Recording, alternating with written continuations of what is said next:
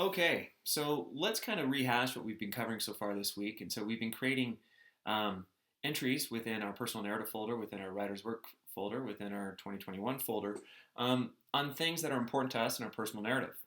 And so I asked you in the instructions on Monday, I believe, um, to create a Google Doc called Strategies for Generating Personal Narratives.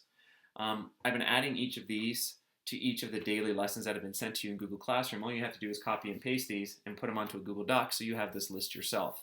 Okay?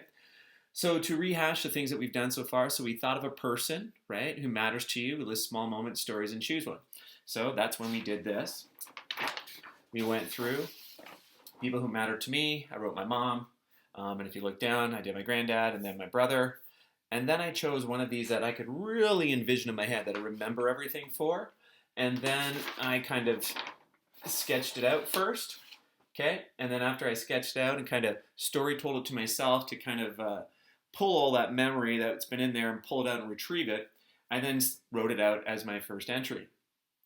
On the second day of this unit, I asked you to think about a place that matters to you. And so that was Wednesday's lesson, yesterday's lesson. And so what we had to do is we had to think about a place that matters to us, and then you sketched it out. So you maybe drew a map, right, of what that place may look like. So for me, if you remember, I went through, I drew my map here of my parents' house. I put little stars where things happen, and then I wrote little things down. And then after, I chose one of these, and I wrote about it. Okay? So today, our third strategy for generating ideas, and this is a place where you should be going back if you're stuck to come up with other ideas to write about. So if I was done writing about my mom, I could go write about my granddad, or I could go back to a place that I wanted to write about that was different. So the third one today is we got to think about first times and last times you did something, right? So list small moments, stories you could tell about each, and then choose one and write about it. So it's following the same sort of process. So when you think about first times and last times, you may want to think about organizing these ideas. And so what I would do is I would probably create some sort of chart. I'm just going to move across the screen here. Sorry about that. And then I would probably create a chart possibly of some first times. And one of my first times could be riding a bike, learning to bike, right? Learning how to ride. So learning to ride a bike. It could be learning to ride a dirt bike. It could be learning to ride a quad. It could be multiple things. So the first time I went scuba diving, right? First time I went water skiing. So there's all these things you could do. There's also some deep things you could put about here that maybe have attached more meaning. So the first time I went to a funeral, right? And that was my high school friend, Dave. And that was interesting, my first experience with that. It could be the first time you went to a wedding. I think you get the idea. You've been on a plane, first time that you broke a bone. It could be multiple things. You may also want to think about some last times. So I'm going to list a bunch of last times. And one of those last times could be the last time I saw my dad, right? Before he passed away.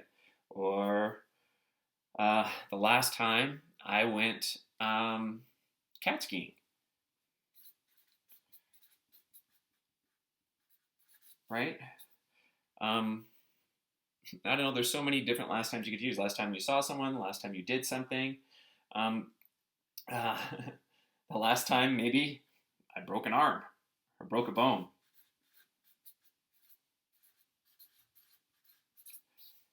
Right? So then you're going to go through, and again, you have to think about these. Which one of these do you have the most memories?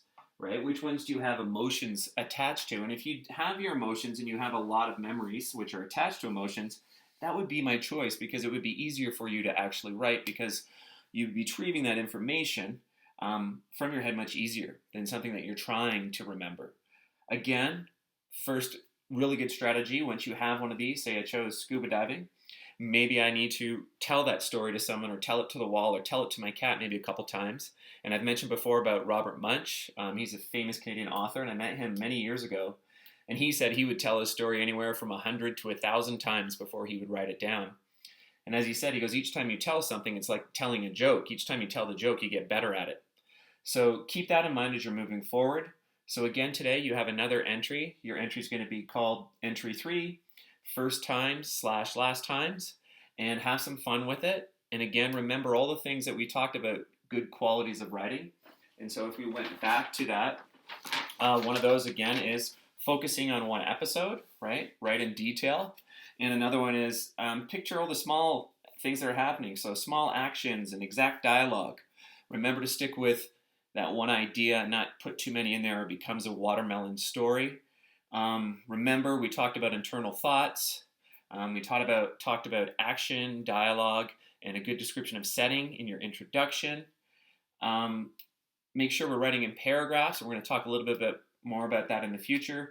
And so that's it for today's lesson. So thank you for watching.